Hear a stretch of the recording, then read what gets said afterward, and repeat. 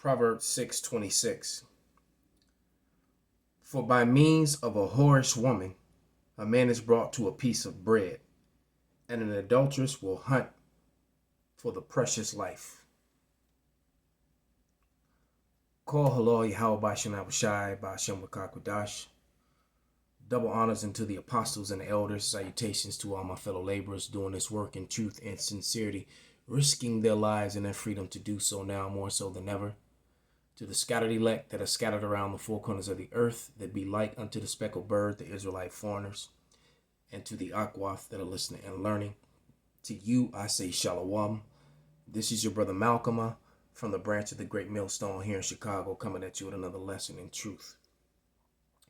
And this is a video that I'm going to play from the brother Bernard Harge. He's one of my subscribers, and the brother the Lord put the spirit on him to start doing videos, and he shared a confession that a woman made to him who asked him questions about the Bible and about what was going to happen to her for her adulterous activity.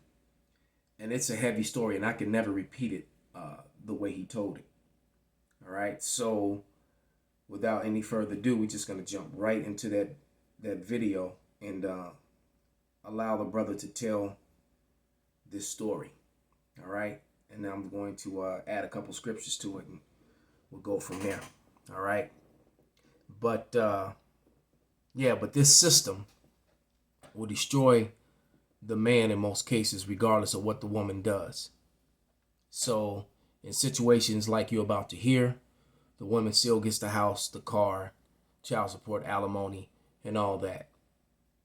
And the man will still be demonized.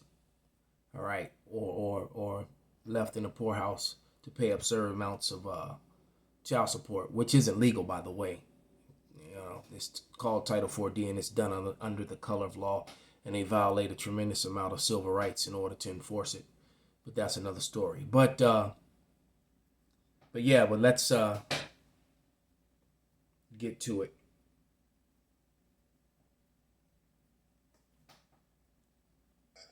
Used to give her, her space, give her her space. And before I go any further, let me bring out this scripture. This is the book of Ecclesiasticus 24, actually 25 and 24. Of the woman came the beginning of sin, and through her we all die. Give the water no passage, neither a wicked woman liberty to gather abroad. She told me that her husband was this type of guy that he would not, restrict her from going to hang out with her friends and stuff like that. So she used this opportunity to commit adultery. She said her husband would go and pick up the kids from school. He would bring them home. He would bathe them. He would give them, cook for them, put them to bed, and she would just go hang out with her girlfriends. That's what she told him. And her girlfriends were in on it. And, they would pretend that she is with them. But she would go to men's house. She would have sex with them over and over. And then her husband would call her, and she would not answer the phone. And she would, update her friends of what's going on. And her husband would call her friend looking for her. And her friends would tell her husband that she just went to the restroom. They're hanging out at a restaurant. She just went to the restroom. And so her husband would be like, okay, just have her call me when she come out. And her friend would call her while she's sleeping with this other man. And she would call him like, hey, honey, what's up? I just went to the restroom. And she would stop right in the midst of, fucking this other man. And just stop and call her husband. And she would do that, and her friends would be in on it, like I said. And she would be like, I'm just finishing up now. I'll be home in a minute. So he will be like secure, and she will come home. She'll take a shower, and sometimes go sleep with her husband right after. And while she's telling me this, brothers, I was like, wow, these fucking women is wicked. These women is disgustingly wicked. So this is what I'm thinking. So she told me she met this white boy, and she was head over heels in love with this white boy. But the white boy was not into her. The white boy just saw her as this jump off, just to bust her nut and throw her to the side. But she wanted more from this white boy. So after a while, the white boy break up with his girlfriend, and there was more together, and she fell in love with him. And she was thinking in her mind that she's just gonna cause confusion in the house. This is how wicked these women mind frame is. She just came up with this plan. Talk it over with her friends because she's in love with this blonde hair, blue eye white boy.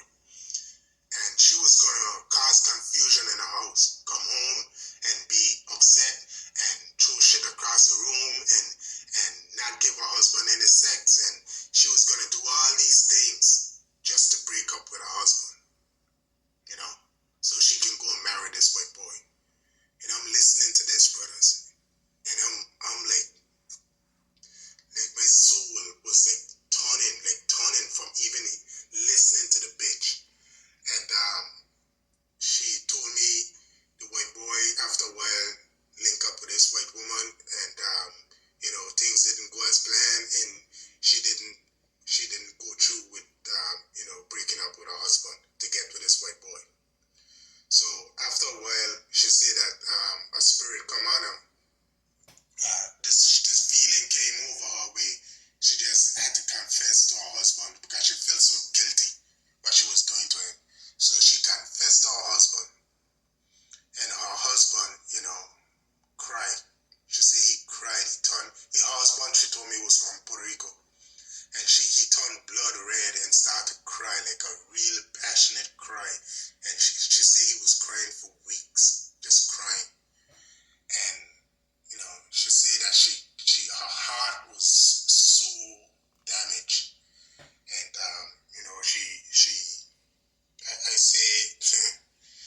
was there listening to her, and I was like, wow, you fucking women is wicked, and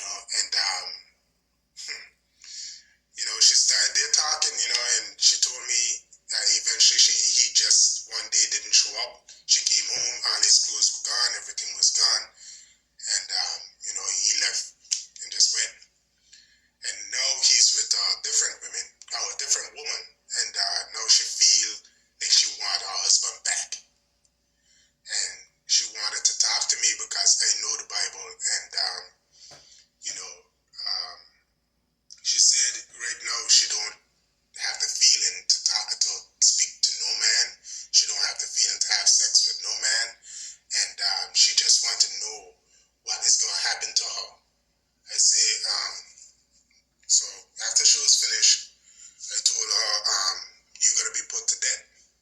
You're going to be put to death, and you're going to get a terrible, terrible death.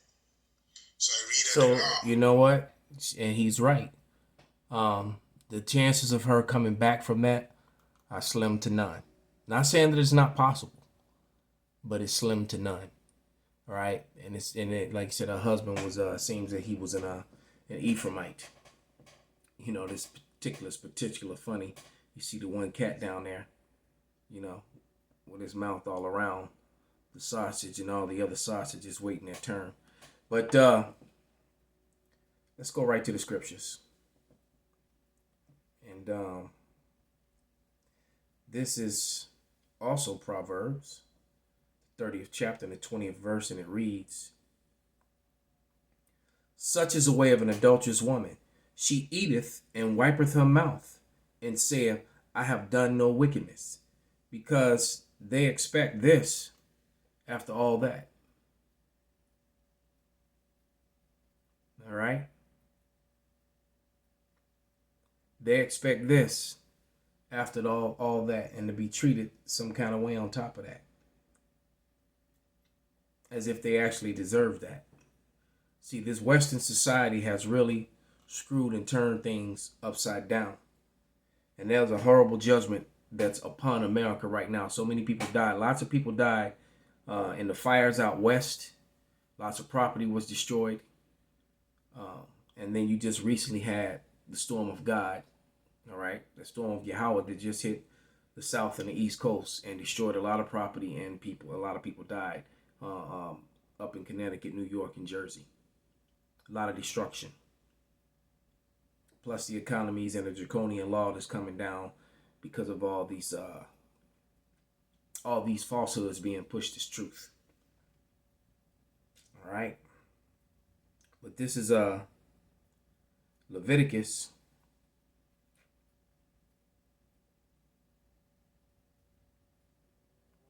20,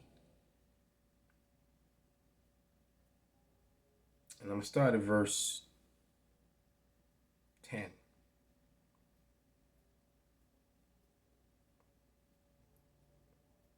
And it reads, "And a man that committeth adultery with another man's wife, even he that committeth adultery with his neighbor's wife, the adulterer and the adulteress shall surely be put to death.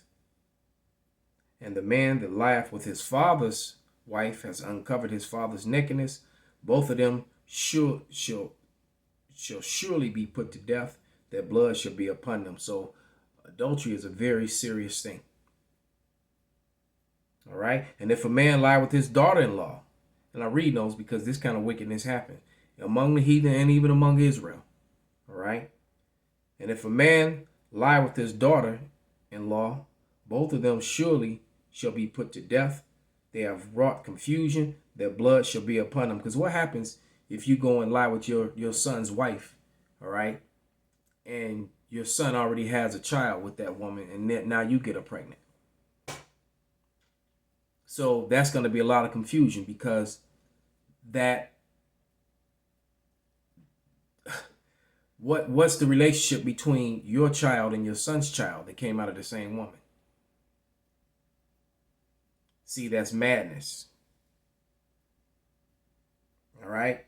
So that's why this current world has to come to an end, because under Esau Edom's laws, these sort of things goes on. Let me find this other video. It's a short one.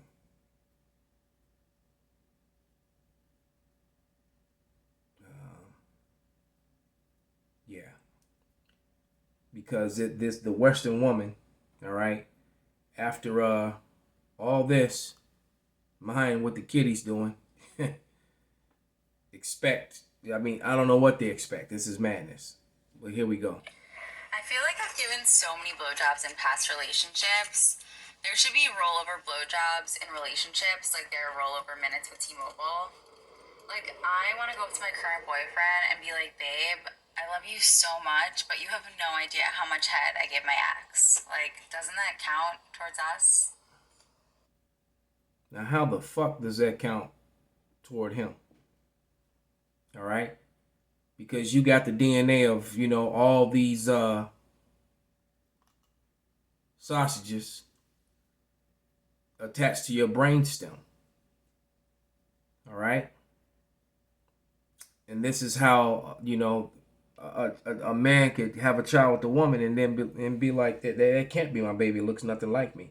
Not understanding that there's so much DNA from her ex that his DNA is a part of her, and it's why the child comes out looking like him and it's actually your child.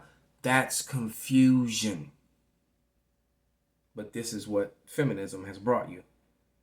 All right? Let's grab one last scripture, because this place has just got to go. My body, my mouth, my body, my holes, right? This is Sirach 26 and we'll